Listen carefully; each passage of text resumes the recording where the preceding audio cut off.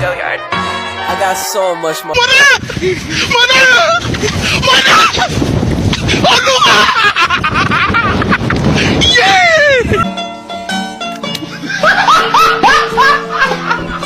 Are you ready, kids? Aye, aye, Captain! I can't hear you. Aye, aye, Captain! Oh! So much motherfucking design on right now. Break it down, bring it back, make it clap. I got 3 old thoughts, new block, where that thing. Bitches on my line, and you know.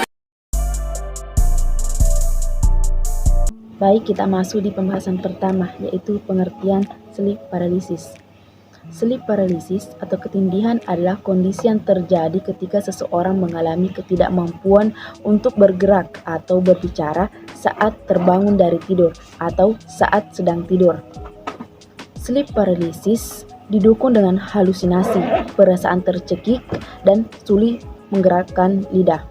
Dalam keadaan ini, seseorang dapat membuka mata, menggerakkan bola mata, dan melihat sekeliling. Keadaan sleep paralysis dapat terjadi selama beberapa menit sampai 20 menit. Pembahasan yang kedua, yaitu etiologi. Etiologi sleep paralysis belum sepenuhnya dipahami, tetapi beberapa faktor yang mungkin berperan dalam terjadinya kondisi ini, yaitu gangguan tidur seperti sleep apnea ketika pernapasan terhenti selama tidur, atau narkolepsi, gangguan tidur yang menyebabkan kantuk berlebihan. Gangguan pola tidur, ketidakteraturan pola tidur atau kurangnya tidur yang cukup dapat meningkatkan risiko mengalami sleep paralysis. Stres dan kecemasan. Stres berlebihan atau kecemasan dapat memicu episode sleep paralysis pada beberapa individu. Genetik. Ada indikasi bahwa ada faktor genetik yang dapat mempengaruhi kecenderungan seseorang mengalami sleep paralysis. Gangguan psikologis seperti gangguan kecemasan atau depresi. Penggunaan narkoba dan obat-obatan dapat meningkatkan risiko mengalami sleep paralysis.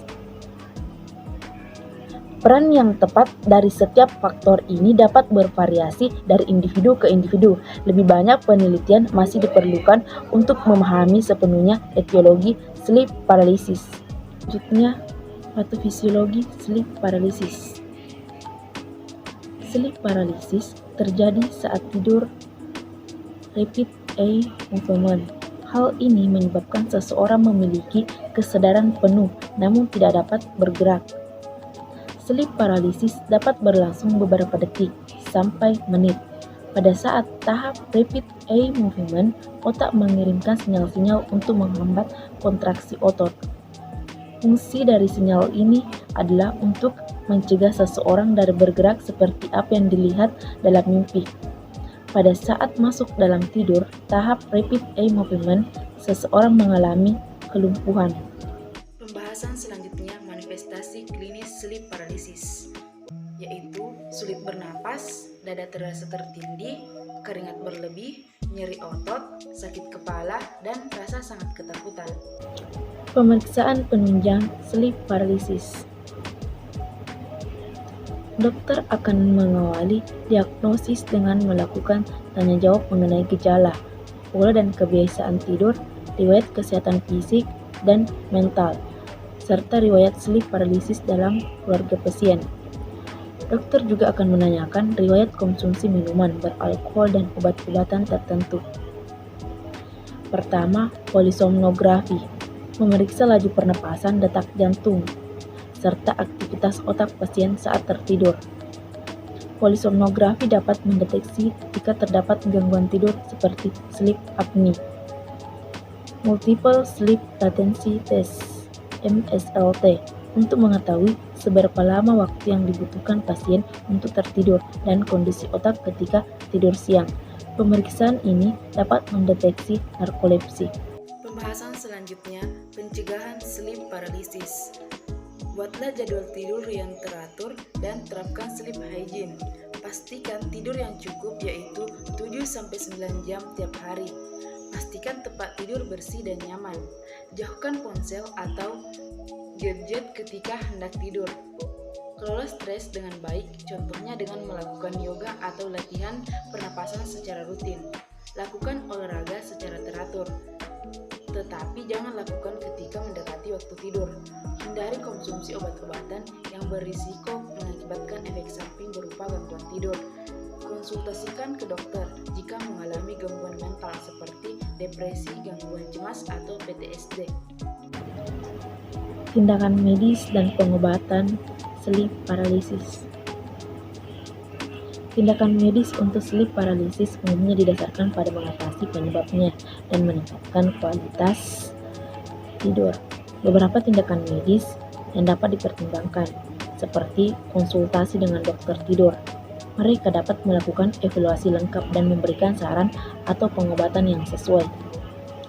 Terapi perilaku kognitif dapat membantu mengidentifikasi dan mengatasi faktor psikologis yang berkontribusi pada kondisi ini. Pengelolaan gangguan tidur terkait seperti sleep apnea atau narkolepsi. Perawatan untuk gangguan tidur utama ini dapat membantu mengurangi episode sleep paralysis. Peningkatan kualitas tidur, menjaga jadwal tidur yang teratur, menciptakan lingkungan tidur yang nyaman, dan menghindari stimulan seperti kafein sebelum tidur dapat membantu mengurangi risiko sleep paralysis. Obat-obatan dalam beberapa kasus dokter mungkin meresepkan obat-obatan tertentu untuk mengatasi gangguan tidur atau kecemasan terkait dengan sleep paralysis. Penting untuk diingat bahwa pengobatan untuk sleep paralysis akan bervariasi berdasarkan penyebabnya dan kebutuhan individu. Selalu konsultasikan dengan dokter jika Anda mengalami sleep paralysis secara teratur atau jika Anda merasa bahwa ada gangguan tidur yang mungkin terkait. Baik, sekian materi dari saya serahkan ke pemateri selanjutnya. Pengertian enuresis. Enuresis adalah istilah medis dari mengompol. Kondisi ini terjadi saat seseorang buang air kecil di malam hari saat tertidur di atas kasur, atau enuresis nokturnal. Namun gangguan ini juga bisa terjadi pada siang hari pada anak-anak maupun orang dewasa, atau enuresis diurnal. Penyebab enuresis.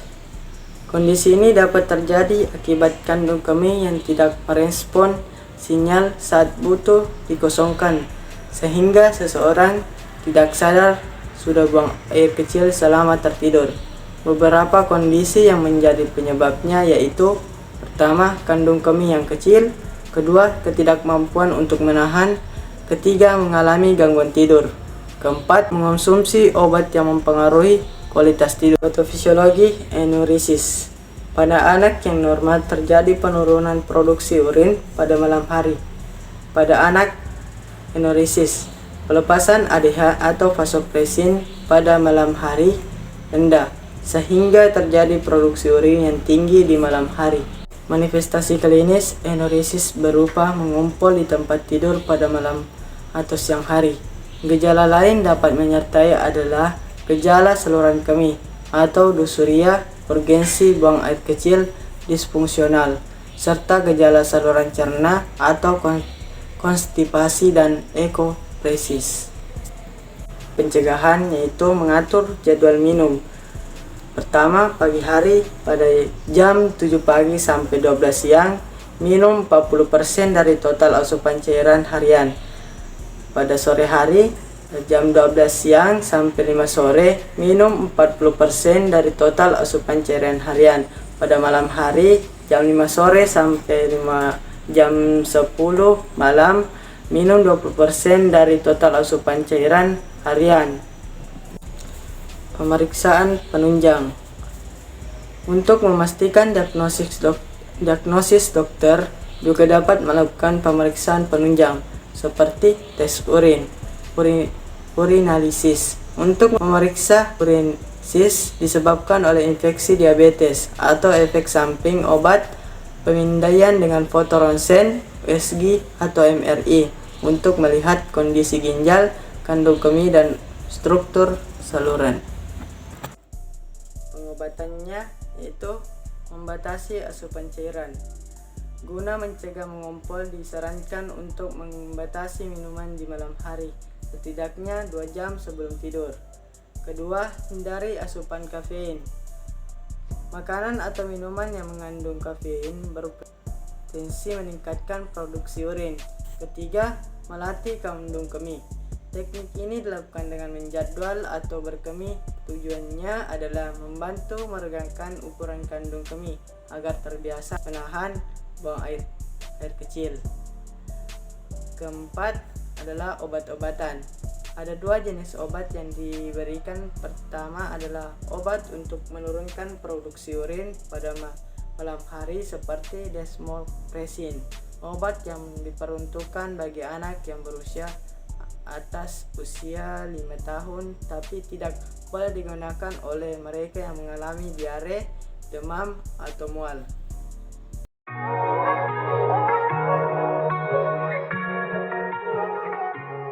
Parasomnia adalah sekumpulan gejala yang tidak menyenangkan. Biasa terjadi hendak tidur sudah terlalap atau terbangun dari tidur. Gangguan ini berupa perilaku emosi atau resepsi dan mimpi yang tidak wajar. Yang kedua, etiologi, yaitu kurang tidur, jadwal tidur yang kacau, demam, stres, defisiensi, intoksikasi, obat dan zat.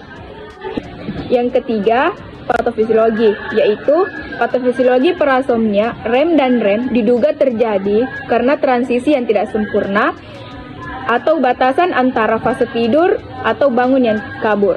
Yang keempat, manifestasi klinis, yaitu yang pertama, gelisah, susah tidur, stres. Kelima, pencegahan, yaitu hindari kurang tidur. Yang kedua, hindari minum yang beralkohol. Kemudian pengobatan. Pengobatan parasomnia tergantung jenis gangguan tidur yang dialami. Apabila gangguan tidur berjalan, maka perlu memastikan lingkungan sekitar tempat tidur aman.